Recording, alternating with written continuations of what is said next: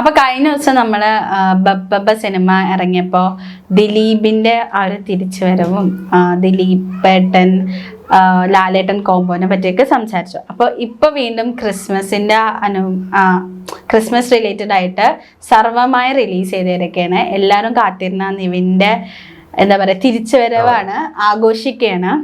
അപ്പോൾ പടം ഇപ്പൊ റിലീസായി നന്നായി ഓടുന്നു എന്നൊക്കെ കേൾക്കുന്നുണ്ട്. എന്താണ് അഭിപ്രായം കണ്ടിട്ട്? ശരിക്കും പറഞ്ഞ പോലെ തന്നെയാണ് നിവിന്റെ ഒരു തിരിച്ചുവരവ് തന്നെയാണ് നമ്മളെല്ലാരും കാത്തിരുന്ന ഒരു തിരിച്ചുവരവ്. ആ സീരിയസ് നിവിനൊക്കെ മാറി പണ്ടത്തെ ആ ഒരു കോമഡി നിവിനും അത് ശരിക്കും ആഗ്രഹിച്ചിരുന്നു എന്നുള്ളതാണ്. കാരണം നിവിനും ഇതിന്റെ ഒരു ഇന്റർവ്യൂ സമയത്തൊക്കെ റിലീസിന് മുന്നോടിയായിട്ട് നിവിൻ പറഞ്ഞിരുന്നു. അതായത് എല്ലാരും പറഞ്ഞു, അതായത് നല്ലൊരു നടനാവണമെങ്കിൽ നിങ്ങൾ എന്റർടൈൻമെന്റ് കോമഡി മാറി കുറച്ച് സീരിയസ് ത്രില്ലർ ആക്ഷൻ മൂഡുള്ള സിനിമകൾ ചെയ്യണം. അപ്പൊ ആ വഴിക്ക് പോയി. പക്ഷെ അത് ആ ട്രാക്ക് എവിടേക്കോ തെറ്റി. ആ പറഞ്ഞവർ തന്നെ പറഞ്ഞു നിന്നെ ഒരു കോമഡി, നിന്റെ ഒരു കോമഡി മിസ് ചെയ്യുന്നുണ്ട് എന്ന് പറഞ്ഞു. ഇനിയിപ്പോ എന്തായാലും ഇനി ഇത് തന്നെയാണ് എന്ന് പറഞ്ഞ നിവിൻ ഒരു ശരിക്കും അതൊരു അഖിൽ സത്യൻ നിവിനെ തിരിച്ചു കൊണ്ടുവന്നിരുന്നു എന്ന് പറയാം. അത് ഇവരുടെ ഒരു കോംബോ അത്ര നല്ലൊരു ഡയറക്ടർ ആക്ടർ കോംബോ. അത് മാത്രല്ല വന്ന അജു വർഗീസ് നിവിൻ പോളിയും സത്യം പറഞ്ഞാൽ ഇവര് വരുമ്പോ തന്നെ ഒരു കോംബോ വർക്ക് ചെയ്യുന്നത് എന്ന് പറയുന്ന പോലെ തന്നെ അങ്ങനെയുള്ള ഒരു കോംബോയോടെയാണ് ഈ സിനിമയിലും നിവിൻ എത്രയോ നാളുകളായിട്ട് നിവിൻ കുറെ ഈ പറഞ്ഞ ചീത്ത വിളികൾ കേൾക്കുന്നു. അതായത് നിവിന്റെ ഒക്കെ കാലം കഴിഞ്ഞു, നിവിൻ ഫീൽഡ് ഔട്ട് ആയി എന്നൊക്കെ പറഞ്ഞ് നമ്മളിങ്ങനെ കുറെ കേൾക്കുന്നുണ്ട്. ഇപ്പൊ നിവിന്റെ ഒക്കെ ഒരു ശരിക്കും പറഞ്ഞ ഇപ്പൊ 2010 തുടങ്ങിയ ജേണിയാണ്. കുറെ നടന്മാർ ആ 2010 വന്നു. ഇപ്പൊ മലർവാടി എന്ന് പറയുന്ന ഒരു സിനിമ ഇറങ്ങുന്ന സമയത്ത് അതിൽ 5 പേര് പുതുമുകളാണ്. ആ 5 പേരിൽ ഇന്ന് നിവിനും അജുവും തന്നെയാണ് ശരിക്കും ഒരു മുൻനിരയിൽ നിൽക്കുന്നത്. അപ്പൊ അത് ശരിക്കും നിവിന്റെ ഒരു യാത്ര നമ്മൾ നോക്കിക്കഴിഞ്ഞാൽ നിവിന് എവിടേക്കോ നിവിന്റെ ഒരു കഴിവ് തന്നെയാണ്. അതൊരു കഴിവെന്ന് പറഞ്ഞാൽ നിവിന്റെ ഒരു എങ്ങനെ സ്വന്തമായിട്ട് ഒരു ബ്രാൻഡ് ഉണ്ടാക്കിയെടുക്കാം, അല്ലെങ്കിൽ എങ്ങനെ എനിക്ക് എന്റേതായ ഒരു വഴിയിൽ പോകും. നമ്മളിപ്പോ ദിലീപിനെ കുറിച്ച് പറയാറുള്ള പോലെ ദിലീപ് ഒരിക്കലും വേറൊരു ആൾക്കാരെ പോലെ ആവുകയോ വേറൊരു ആൾക്കാരുടെ സ്പേസോ അല്ല, സ്വന്തമായിട്ടൊരു സ്പേസ് ഉണ്ടാക്കിയെടുത്ത് പോയതാണ്. അതേപോലെ തന്നെയാണ് നിവിന്. കാരണം മലർവാടിയിൽ ശരിക്കും അതിൽ ഭഗതാണ് ഹീറോ എന്ന് പറയാൻ നമുക്ക് വേണമെങ്കിൽ. അതിൽ ഹീറോയിനും ഒക്കെ കാണിക്കുന്നത് ഭഗത് തന്നെയാണ്. നിവിൻ ഉണ്ട് ഒരു ഈക്വൽ ആയിട്ട്. നിവിൻ സീരിയസ് ആയിട്ടാണ് അതിൽ വന്നത്. പക്ഷെ അങ്ങനത്തെ സീരിയസ് ക്യാരക്ടേഴ്സ് ഒക്കെ ചെയ്യുമ്പോഴും നിവിന് ചേരുന്നുണ്ട്. ഇപ്പൊ എക്സാമ്പിൾ പറയുന്നത് ഓം ശാന്തി നിവിൻ സീരിയസ് ആ, പക്ഷെ അത് വർക്കായി. അല്ല അതാ പറഞ്ഞ മലർവാടി കഴിഞ്ഞിട്ട് പിന്നെ ഒരു നിവിന്റെ ഒരു സെലക്ഷൻ എന്ന് പറഞ്ഞു കഴിഞ്ഞാൽ അത് കഴിഞ്ഞ് ശരിക്കും നമുക്ക് ട്രാഫിക്കിൽ ഒരു ഗസ്റ്റ് റോൾ ഉണ്ട്. അതിൽ നിവിൻ വന്നപ്പോൾ ഒരു വലിയൊരു കയ്യടിയായിരുന്നു. അത് കഴിഞ്ഞ് നിവിൻ ശരിക്കും ചെയ്തത് എന്ന് പറയുകയാണെങ്കിൽ നമുക്ക് ഈ പറഞ്ഞ മെട്രോ എന്ന് പറയുന്ന ഒരു സിനിമ, അതന്ന് ദിലീപ് പ്രൊഡ്യൂസ് ചെയ്ത ഒരു സിനിമയാണ്. ബിപിൻ പ്രഭാകർ എന്ന് പറഞ്ഞ ഒരു ഡയറക്ടർ 1 വേ ടിക്കറ്റ് ഒക്കെ ചെയ്ത വ്യാസൻ അടവനക്കാട് എന്ന് പറഞ്ഞ ദിലീപിന്റെ സുഹൃത്തോടെ അദ്ദേഹം എഴുതിയൊരു സിനിമ.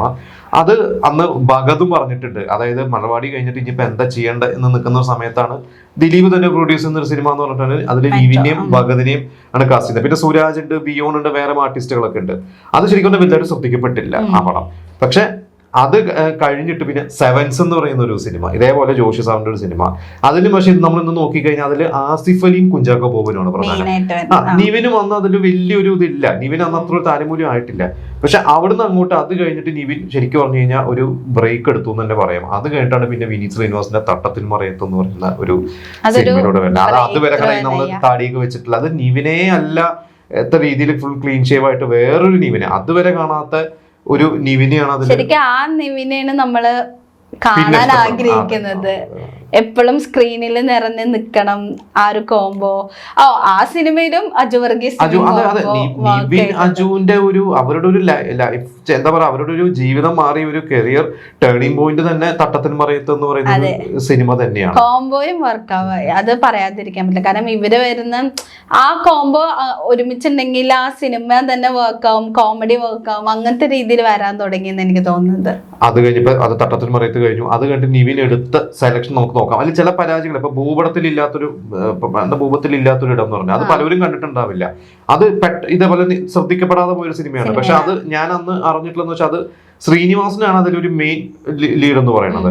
അത് ശരിക്കും അന്ന് ആസിഫ് അലിയും നമിത പ്രമോദിനെയും വെച്ച് പ്ലാൻ ചെയ്തൊരു സിനിമയായിരുന്നു. പക്ഷെ ആസിഫ് എന്ന് വേറെ ഏതൊരു സിനിമയുടെ തിരക്കിലോട്ട് പോയി. നമിത പ്രമോദ് അന്ന് പുതിയ തീരങ്ങൾ എന്ന് പറയുന്ന ഒരു സിനിമയിലേക്ക് പോകുന്നു. അപ്പൊ പെട്ടെന്ന് ആരെയും കിട്ടാതെ ആയപ്പോ ശ്രീനിവാസൻ വിളിച്ചു പറഞ്ഞു അന്ന് തട്ടത്തിൽ മറയത്ത് ചെയ്തുകൊണ്ടിരിക്കുന്ന ഒരു സമയമാണ്. അപ്പൊ അവിടുന്ന് വന്ന് നിവിൻ ചെയ്തതോ അതോ തട്ടത്തിൽ മറയത്തിന് മുമ്പ് നിവിൻ ചെയ്തതോ അങ്ങനെ എന്തോ ആണ് എനിക്ക് കറക്റ്റ് ഓർമ്മ. അത് ശ്രദ്ധിക്കപ്പെടാതെ പോയൊരു സിനിമയാണ്. പക്ഷെ തട്ടത്തിൽ മറയത്ത് ഇറങ്ങിയതോടുകൂടി പിന്നെ നിവിൻ അങ്ങോട്ട് നമ്മൾ നോക്കിക്കഴിഞ്ഞാൽ അരികിൽ ഒരാൾ എന്ന് പറയുന്ന ഒരു സിനിമയുണ്ട്. അത് അത് ശ്രദ്ധിക്കപ്പെട്ടു, തിയേറ്ററിൽ അത്ര ഓടിയില്ലെങ്കിലും. പിന്നെ നേരം എന്ന് പറയുന്നത്, അതായത് ഇവർ അൽഫോൺസ് പുത്രൻ എന്ന് പറയുന്ന ഒരു സംവിധായകന്റെ വരവ്, നിവിൻ നമ്മുടെ നസ്രിയയുടെ ഒരു കോംബോ 2013 റിലീസ് ചെയ്ത നേരം എന്ന് പറയുന്ന ഒരു സിനിമയും അതിന് മുമ്പായിട്ട് ഇവരുടെ ഒരു ആൽബം ഇറങ്ങി, പറയുന്നൊരു പേര്, അത് ഭയങ്കര ശ്രദ്ധിക്കപ്പെട്ടു. ആ ആൽബത്തിന് ശേഷമാണ് അതേ ഒരു ടീമിന്റെ നേരം മലയാളത്തിലും തമിഴിലുമായിട്ടും വരുന്നു. അൽഫോൺസിനും അങ്ങനത്തെ ഒരു തരം ഒരു അൽഫോൺസിന്റെ എഡിറ്റിംഗ് പാറ്റേൺ ഒക്കെ നമ്മൾ നോക്കിക്കഴിഞ്ഞാൽ അൽഫോൺസിന് വളരെ ഇഷ്ടം അങ്ങനത്തെ ഒരു സിനിമ. ബോബി സിംഹം അങ്ങനത്തെ കുറച്ച് ഉണ്ടായിരുന്നല്ലോ. അത് ഇവിടെ മനോജ് കെ ജനാണ് ആ റോൾ, അവിടെ നാസറാണ് ചെയ്യുന്നത്. അതൊരു ഒരു തമിഴ് സ്റ്റൈലാണ്. അത് കഴിഞ്ഞിട്ട് ശരിക്കും പറഞ്ഞാൽ ഇതിപ്പോ 2013 കഴിഞ്ഞിട്ട് 2014 എന്ന് പറയുന്ന ഒരു വർഷം ശരിക്ക് നിവിൻ പോളിയുടെ ഒരു കരിയർ തന്നെ മാറ്റിമറിച്ച. കാരണം അന്ന് 2014 ആദ്യം റിലീസ് ചെയ്തത് 1983. അത് കഴിഞ്ഞിട്ട് തൊട്ടടുത്ത മാസം എനിക്ക് 1983 ജനുവരിയിൽ റിലീസ്, ഫെബ്രുവരി ആയി കഴിഞ്ഞപ്പോൾ ഓം ശാന്തി ഓശാന. പിന്നെ ആ ഒരു ഏപ്രിൽ മെയ് ആ ഒരു ടൈമിൽ വിഷുവിന് തന്നെയാണ് തോന്നുന്നുണ്ട് നമ്മുടെ ബാംഗ്ലൂർ ഡേയ്സ്, ഏപ്രിലോ മെയിലോ ആണ് ബാംഗ്ലൂർ ഡേയ്സ് റിലീസ് ആയത്. അതോടുകൂടി ശരിക്കും പറഞ്ഞു കഴിഞ്ഞാൽ ഈ 3 സിനിമകൾ, അതായത് 83 ആണ് ശരിക്കും പറയുകയാണെങ്കിൽ നിവിൻ പോളിയുടെ ആദ്യത്തെ ഒരു വലിയ നേരമുണ്ട്. പക്ഷെ 83 വന്നു കഴിഞ്ഞപ്പോൾ ഒരു നടൻ എന്ന രീതിയിലും കൂടി ആദ്യമായിട്ട് സ്റ്റേറ്റ് അവാർഡ് ആ വർഷം നിവിൻ പോളി കിട്ടി. ഒപ്പം സുധേനായരും വേറെ ഒരു സിനിമയ്ക്ക് ഉണ്ടായിരുന്നു. ഓം ശാന്തി ഓശാന എന്ന് പറയുന്ന സിനിമ ഈ 83ക്ക് ശേഷം വന്ന ഒരു സിനിമയാണ്. അപ്പോ എനിക്കിപ്പോഴും ഓശാന്റെ ഫസ്റ്റ് ഡേ കാണാൻ പോകുമ്പോൾ നിവിന്റെ ഒരു ഇൻട്രോ, ഈ പറഞ്ഞ ഒരു മാസ് ഹീറോനെ ഇൻട്രോഡ്യൂസ് ചെയ്യുന്ന പോലെയാണ്. അത് ശരിക്കും ഒരു ഫീമെയിൽ ഓറിയന്റഡ് സിനിമയാണെങ്കിൽ പോലും നിവിൻ വരുന്ന ആ ഒരു സീനിൽ ഒരു ഭയങ്കര ഒരു കയ്യടിയുണ്ട്. അത് എനിക്ക് മനസ്സിലായത് 83ക്ക് മുമ്പാണെങ്കിൽ ഈ ഒരു കയ്യടി കിട്ടില്ല. 83 റിലീസായി നിവിന് ഒരു പേരും കിട്ടി, ആളുകളുടെ ഇടയിൽ ഒരു ഇഷ്ടം കൂടി നിൽക്കുന്ന സമയത്ത് ഇറങ്ങിയ ഒരു സിനിമയായിരുന്നു ഓം ശാന്തി ഓശാന.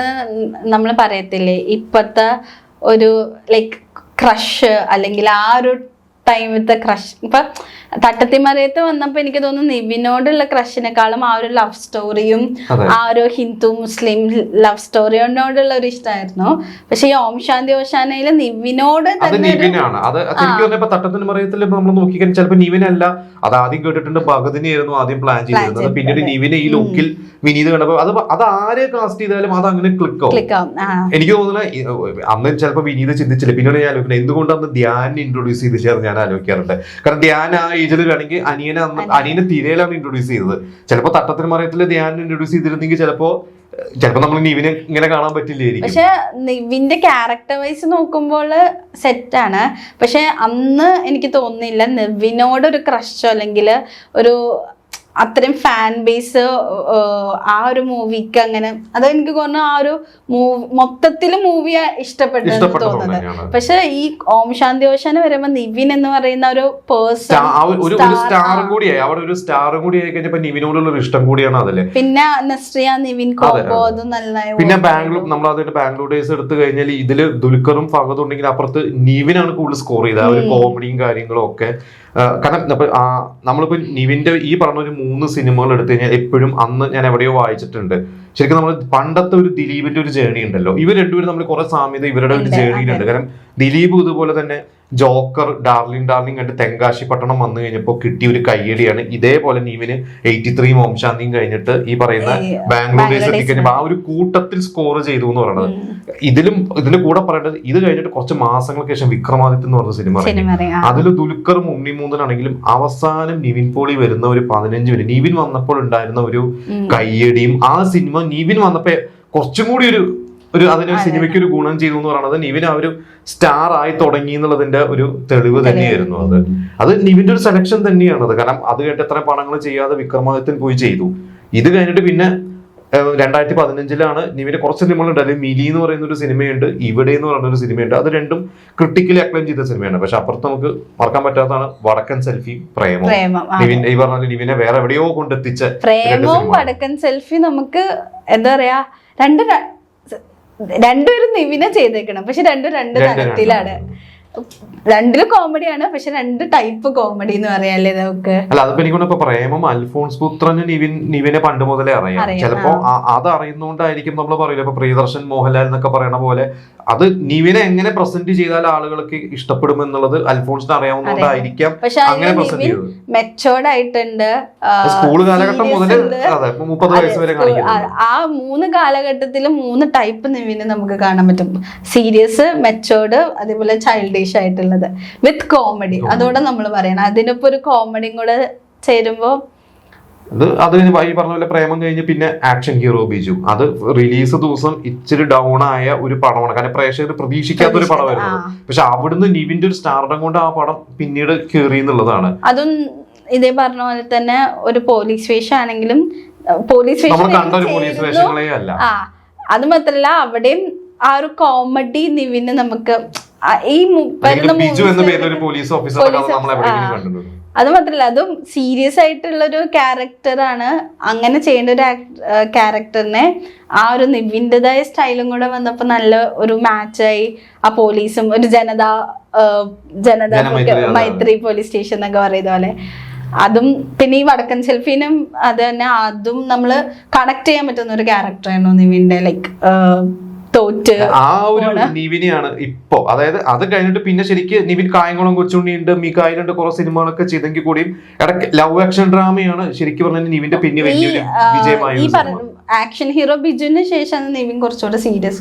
പിന്നെ ഞണ്ടുകളുടെ നാട്ടില് അതേപോലെ കുറച്ച് നിവിൻ ഒരു ഫൺ ക്യാരക്ടർ ആയിരുന്നു. പക്ഷെ പിന്നെ നിവിൻ കായംകുളം കൊച്ചുണ്ണി, മികായല്, ഇടയ്ക്ക് അത് കഴിഞ്ഞ പിന്നെ മൂത്തോൻ, ഇങ്ങനെ കുറച്ച് സീരിയസ് ഇതിലോട്ടാണ്. അതിന്റെ ഇടയില് നിവിന്റെ ഒരു ലൈക്ക് ഇച്ചിരി ഓട്ടിസ്റ്റിക് ടൈപ്പ് ഒരു ക്യാരക്ടർ ശ്യാമപ്രസാദ്. അതുപോലെ നിവിൻ പിന്നെ കുറച്ച് മാറ്റങ്ങൾ എക്സ്പെരിമെന്റ്സ് ചെയ്യാൻ നോക്കി. പക്ഷെ അത് പിന്നീട് കുറച്ച് ഒരിക്കൽ ലിസ്റ്റിൻ സ്റ്റീഫൻ തന്നെ ഈ പറഞ്ഞ പോലെ ഏതൊരു പ്രൊമോഷന്റെ ഭാഗമായിട്ട് വന്നപ്പോൾ പറഞ്ഞിട്ടുണ്ട്, നിവിൻ ഒരു 10 പടത്തിൽ 8 നിവിന്റേതായ പടം ചെയ്യട്ടെ, 2 എക്സ്പെരിമെന്റ് ചെയ്യട്ടെ.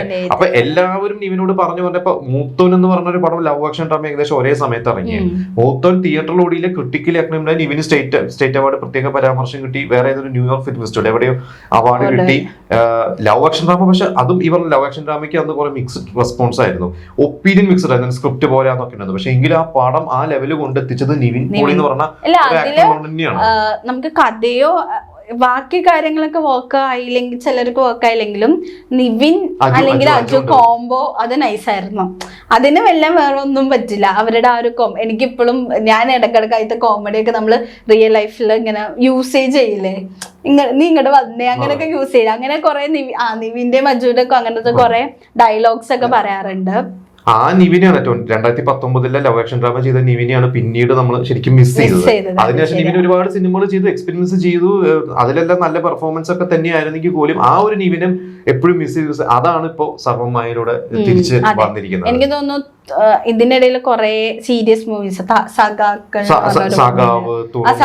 തുറമുഖം, പിന്നെ പടവെട്ട് അങ്ങനത്തെ കുറച്ച് പടങ്ങൾ ഉണ്ടായിരുന്നു. പക്ഷെ അതൊന്നും ഉദ്ദേശം പോലെ അത്രയും എനിക്ക് അപ്പോഴും അതൊന്നും നിവിൻ ഇപ്പൊ തിരിച്ചറിഞ്ഞു എന്നാണ് തോന്നുന്നത്. നിവിന്റെ അടുത്ത് നിന്ന് എന്താണ് പ്രേക്ഷകർ. പിന്നെ എനിക്ക് മറ്റൊരു movie boss and co love and action drama ആ ഒരു രീതിയിലേക്ക് വരുത്താൻ നോക്കിയെങ്കിലും അതും വർക്ക് ആയില്ല. ശരിക്കും ഒന്നും വർക്കായിട്ടില്ല എന്ന് തന്നെ പറയാം. ഈ മലയാളി ഫ്രം ഇന്ത്യ എന്നൊരു മൂവി അത് തിയേറ്റർ റിലീസിൽ സക്സസ് ആയില്ലെങ്കിൽ OTT കണ്ടപ്പോ പിന്നെയും അതിലും ഈ പറഞ്ഞ പോലെ എവിടേക്കോ നമ്മൾ ആ പഴയ നിവിനെ കുറച്ച് ഹ്യൂമർ, പക്ഷെ അത് വേറെ കുറച്ച് സെന്റിമെന്റ്സ് വേറെ ഭയങ്കര ഇമോഷനിലൊക്കെ പോയത് കൊണ്ടായിരിക്കും പ്രേക്ഷകർ പ്രതീക്ഷിച്ച ഒരു സാധനം. കാരണം നിവിനും ധ്യാനും ഒരുമിച്ച് വരണമെന്ന് പറഞ്ഞപ്പോ പ്രേക്ഷകർ എന്തൊക്കെയോ പ്രതീക്ഷിച്ചു, അത് പക്ഷെ പ്രേക്ഷകർക്ക് കിട്ടിയില്ല. പിന്നെ ഇതിന്റെ ഇടയിൽ പിന്നൊരു നിവിന് കംബാക്ക് അല്ലെങ്കിൽ ഒരു നോട്ടബിൾ ആയിട്ട് വന്നത് നമ്മുടെ വർഷങ്ങൾക്ക് ശേഷം മുതല് പുള്ളിയുടെ തന്നെ സ്പൂഫ് ക്യാരക്ടറാണ്. അത് നല്ല വർക്ക് ചെയ്തായിരുന്നു. ആ സിനിമ ശരിക്കും പിടിച്ചു നിന്നത് നിവിൻ വന്നപ്പോ വേറെ എവിടെയോ കൊണ്ട് ആ സിനിമയിൽ എത്തിച്ചിട്ടുണ്ട്. എനിക്ക് ഏറ്റവും ഫേവറേറ്റ് സീനും പുള്ളിയുടെ ആ ഇൻട്രൊഡക്ഷനും പിന്നെ പുള്ളിയുടെ ആ ഫുൾ സീനും. പുള്ളി സ്വന്തമായിട്ട് സ്പൂഫ് ചെയ്യണമെന്നാണെങ്കിൽ അത് നന്നായിട്ട് വർക്ക് ആയി. ആളുടെ തടിയെ കുറിച്ചൊക്കെ. പക്ഷെ ഇപ്പൊ ഈ തടിയെ കുറിച്ചൊക്കെ സർവ്വമായാലും വന്നപ്പോ നിവിൻ വളരെയധികം സ്ലിം ആയിട്ടുണ്ട്. നമുക്ക് അത് എന്താ പറയാ, ശരിക്കുള്ള ഒരു പഴയ ഒരു നിവിൻ 10 വർഷം മുമ്പത്തെ നിവിൻ എന്താണോ അത് തന്നെ നിവിൻ, ഒരു മാറ്റവും ഇല്ലാതെ തന്നെ നിവിൻ കൂടെ അജുവും ഒക്കെ കൂടി വന്നുകൊണ്ട് അതൊരു നല്ല രസമായിട്ട്. എനിക്ക് പിന്നെ നിവിന്റെ ഫേവറേറ്റ് കാര്യം അല്ലെങ്കിൽ ഭയങ്കര നോട്ടീസ് ചെയ്യേണ്ട ഒരു സംഭവം എന്ന് വെച്ചാൽ നിവിന് സ്വന്തമായിട്ട് കുറച്ച് മോണോലോഗ്സ് ഉണ്ട്. അത് നമുക്ക് വർക്കാവും. ഇപ്പൊ ഈ വർഷങ്ങൾക്ക് ശേഷം ഓർത്തപ്പോഴാണ് എനിക്ക് തോന്നിയത് അതില് ഇഷ്ടംപോലെ മോണോലോഗ്സ് നിവിൻ വെറുതെ സ്വന്തമായിട്ട് സംസാരിക്കണതാ. പക്ഷെ നമുക്കതൊക്കെ ശരിക്കും പറഞ്ഞാൽ നമ്മളിങ്ങനെ സ്വയമായിട്ട് ഇങ്ങനെ എന്തെങ്കിലുമൊക്കെ പറയുമ്പോൾ അത് കോമഡി ആയിട്ട് വർക്ക് ആവാനോ അല്ലെങ്കിൽ നമുക്ക് തമാശ പറയാനോ ചാൻസ് വളരെ കൂടുതലാണ്. പാളിപ്പോവാം, അതിനൊക്കെ ചാൻസ് ഉണ്ട്. പക്ഷെ നിവിന്റെ മോണോലോഗ്സ് ഭയങ്കര രസമാണ്. ഈ തട്ടത്തിമറിയത്തുണ്ട്, വടക്കൻ സെൽഫിയിലുണ്ട്. നിവിൻ തന്നെ ഉണ്ടാക്കിയെടുത്തതാണെന്നാണ് എനിക്ക് തോന്നുന്നത്. നിവിൻ നമ്മൾ ശരിക്കും പറഞ്ഞാൽ അങ്ങനെ ഭയങ്കര ഒരു ബോൺ ആക്ടർ ഒന്നും അല്ല. പക്ഷെ നിവിൻ അത് വന്ന ശേഷം നിവിൻ അത് ഡെവലപ്പ് ചെയ്ത് എടുത്തിട്ട് കുറച്ച് ഹാർഡ് വർക്ക് ചെയ്ത് ഡെവലപ്പ് ചെയ്ത് എടുത്തതാണ്. എനിക്ക് ഈ ഒരു കാര്യം ഭയങ്കര ഇപ്പൊ അല്ലാണ്ട് ഈ സിറ്റുവേഷണൽ കോമഡീസ് ചെയ്യാറുണ്ട്, അല്ലെങ്കിൽ കോംബോ വർക്ക് ചെയ്യാറുണ്ട്. അതൊക്കെ എല്ലാവർക്കും ഒരുപാട് പേര് നമുക്ക് പറയാം. പക്ഷെ ഈ മോണോലോഗ്സ് നമുക്കിങ്ങനെ അതിലൊരു കോമഡി വരുത്താന്ന് പറയുന്നത് അതൊരു പ്രത്യേകമായിട്ടൊരു എന്താ പറയുക, നിവിന്റെ ഒരു സ്പെഷ്യാലിറ്റി എന്ന് പറയണം. അങ്ങനെ ഇപ്പൊ ഞാൻ അടുപ്പിച്ച് എനിക്ക് പെട്ടെന്ന് ഓർക്കുമ്പോൾ ഈ 3 മൂവീസാണ് ഓർമ്മ വന്നത്. പക്ഷെ ഇതല്ലാണ്ട് മിക്ക മൂവീസിലും കോമഡിയിൽ വർക്ക് ചെയ്യുന്ന നിവിന്റെ ഇഷ്ടം പോലെ ഉണ്ടെന്ന് എനിക്ക് തോന്നുന്നത്. സ്വയമായിട്ട് സംസാരിക്കുക, അതിലൊരു കോമഡി വരാന്ന് പറയുമ്പോ ഈ വർഷങ്ങൾക്ക് ശേഷം തന്നെ പുള്ളി ഇങ്ങനെ സ്വയമായിട്ട് ഈ പടം പൊട്ടി അങ്ങനെയൊക്കെ പറയുമ്പോൾ നമുക്ക് ആ ഒരു കോമഡി അങ്ങനത്തെ കോമഡി ഒക്കെ നമുക്ക് ശരിക്കും വർക്ക് ചെയ്യായിരുന്നു. ഇപ്പൊ എന്തായാലും സർവ്വമായ എന്തായാലും ഇപ്പൊ ഹിറ്റിലേക്ക് പോവാണ്. ലവ് ആക്ഷൻ ഡ്രാമയ്ക്ക് ശേഷം ഇവന്റെ വലിയൊരു ഹിറ്റ് വരികയാണ്. ഇനിയിപ്പോ അടുത്തത് എനിക്ക് തോന്നുന്നു ബി ഉണ്ണികൃഷ്ണന്റെ സിനിമയാണ്. അത് പക്ഷെ ഒരു പൊളിറ്റിക്കൽ സിനിമയാണ്. സർവ്വമായ്ക്ക് മുമ്പ് നിവിന് കമ്മിറ്റ് ചെയ്ത ഒരു സിനിമയാണ്. പിന്നെ ഒരു മൂവിയില് ലോകേഷിന് ഒരു മൂവിയില് വില്ലൻ, അത് വില്ലനായിട്ട് ലോകേഷ്, അതിന്റെ ബെൻസ് എന്ന് പറഞ്ഞ സിനിമയുണ്ട്. പിന്നെ ബേബി ഗേൾ എന്ന് പറഞ്ഞ ലിസ്റ്റിൻ പ്രൊഡ്യൂസ് ചെയ്ത ഗരുഡന്റെ ഡയറക്ടർ. അതൊക്കെ സീരിയസ് ആണ്. പിന്നെ നയൻതാരയുടെ ഒപ്പം അത് ഡിയർ സ്റ്റുഡൻസിൽ എനിക്ക് തോന്നുന്നു നിവിന് ഒരു എക്സ്റ്റൻഡഡ് ക്യാമിയോ ആണെന്ന് തോന്നുന്നു. എന്റെ കറക്റ്റ് അറിയില്ല. എന്നിട്ട് അതൊക്കെ സർവ്വമായ്ക്ക് മുമ്പാണ്. ഇനി സർവ്വമായ്ക്ക് ശേഷം നിവിന് ഞാൻ എന്താണ് ചെയ്യാൻ പോകുന്നത്, അവിടെയാണ് നിവിന്റെ ഇനി ഒരു സെലക്ഷൻ നോക്കുന്നത്. അത് നിവിൻ എന്തായാലും ഇവരുടെ ശ്രദ്ധിച്ച് ചെയ്യുന്ന തന്നെ നമുക്ക് പ്രതീക്ഷിക്കാം. നമ്മള് വെയിറ്റ് ചെയ്ത് ഇതേപോലെ തന്നെ ഡൗണിൽ പോയിട്ട് വെയിറ്റ് ചെയ്ത ഒരു കംബാക്ക് ആണ് ആസിഫ് അലിയുടെ. അത് സംഭവിച്ചു ഈ വർഷം തന്നെയാണ്. അത് തന്നെ കഴിഞ്ഞ വർഷം ലാലേട്ടന്റെയും നമ്മൾ വിചാരിച്ച പോലെ ഒരു ഹിറ്റ് നമുക്ക് തിയേറ്റർ ഹിറ്റ് നമുക്ക് എപ്പോഴും ഹിറ്റ് കൊടുക്കുന്നതാണ്. അല്ല, നമ്മള് വിചാരിച്ചപ്പോ തുടരുന്നോട് വന്നപ്പോ നമ്മൾ ആഗ്രഹിച്ച കംബാക്ക് കിട്ടി. ഇപ്പൊ നിവിന്റെയും കിട്ടി. അങ്ങനെ ഈ ദിലീപിന്റെ കിട്ടി. ഒരു ബൂസ്റ്റ് കിട്ടി ദിലീപിന്. ഇപ്പൊ 2025 നമ്മളിങ്ങനെ വെയിറ്റ് ചെയ്തിരുന്ന കുറെ കംബാക്സ് സംഭവിച്ചുകൊണ്ടിരിക്കുവാണ്. മലയാള സിനിമയിൽ ഇതുപോലെ നമ്മള് എല്ലാ താരങ്ങൾക്കും ഇതുപോലെ അടിപൊളി പടങ്ങളും കംബാക്സും ഇനിയും ഇങ്ങനെ കംബാക്സ് റെഡി ആയിട്ട് ഇരിക്കുന്ന എല്ലാവർക്കും ഹിറ്റുകൾ വരട്ടെ. സർവ്വമായി കാണാത്തവര് പോയി കാണട്ടെ. കുറെ സിനിമകളുണ്ട്. ഇപ്പൊ ഹാലുണ്ട്, ആഘോഷമുണ്ട്. എല്ലാത്തിനും അതിന്റേതായ ഒരു മെറിറ്റും കാര്യങ്ങളൊക്കെ ഉണ്ട്. അതിന്റേതായ ഇപ്പൊ ഹാലാണെങ്കിലും നല്ല ഹാലിനെ കുറിച്ചും അത് വേറെ എപ്പിസോഡ് ചെയ്യണം. അതിനെ കുറിച്ച് കുറെ നല്ല ഡാൻസും ഷെയ്നികം എന്ന് പറയുന്ന നല്ല ഡാൻസ് ഒക്കെ ഉള്ളതാണ്. അപ്പൊ തന്നെ സമമായ കാണാത്തവര് പോയി കാണുക.